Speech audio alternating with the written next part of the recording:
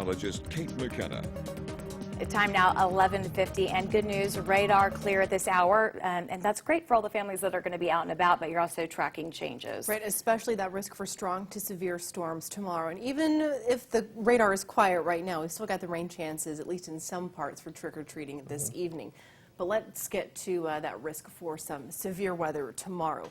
Timing this out for you, 7 to 9 o'clock for the arrival tomorrow morning through the shoals. I haven't had to change this graphic much. This has been fairly consistent with the data so far today. And I've seen the times wobble a little bit, but all in all, it keeps lining up for this 7 o'clock arrival time through our western counties early tomorrow.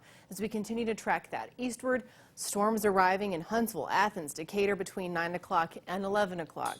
The big takeaway here is that our morning commute, if you are taking kids to school between 7 and 8, if your morning commute to work is at 8 or 9 through the shoals, that's where the rain is going to be at its heaviest. If you have a later commute, or we're talking early lunch here, that's when the rain is going to be an issue for areas right along I-65 and just out toward the east.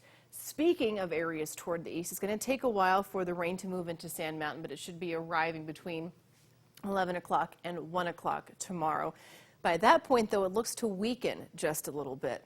Even with that in mind, heavy rain, gusty wind are the big issues for tomorrow. Heavy rain in the sense that we can still see some localized flooding, especially through the shoals where this line is more intense, and it's fairly slow moving through.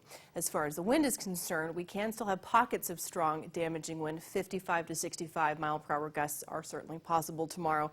The likelihood of a brief tornado is very low at this point, but it's still on our list here just because of the atmospheric setup, so to speak, with this system. So as we track this through for you, here's your chance for rain here this afternoon. That's the reason for that 20 to 30% chance for storms in the forecast for trick-or-treating. As we go through tonight into tomorrow morning, here you go, 9 o'clock, storms tracking through the shoals, making their way eastward just across I-65 by noon tomorrow, and then continuing to push into Sand Mountain as they weaken. We're left with a few showers behind that. So all in all, it's the morning. That's the key time period there for the fact that we can have some of those strong to severe storms. Rain chances at 100%. As far as measurable rain goes here, these numbers are going to vary pretty widely, considering the fact that we do have that heavy rain coming into the shoals, not quite to the caliber of what we're expecting through Sand Mountain. So tracking that all very closely for you, and it's pretty nice once all that moves out by the weekend. We'll be right back.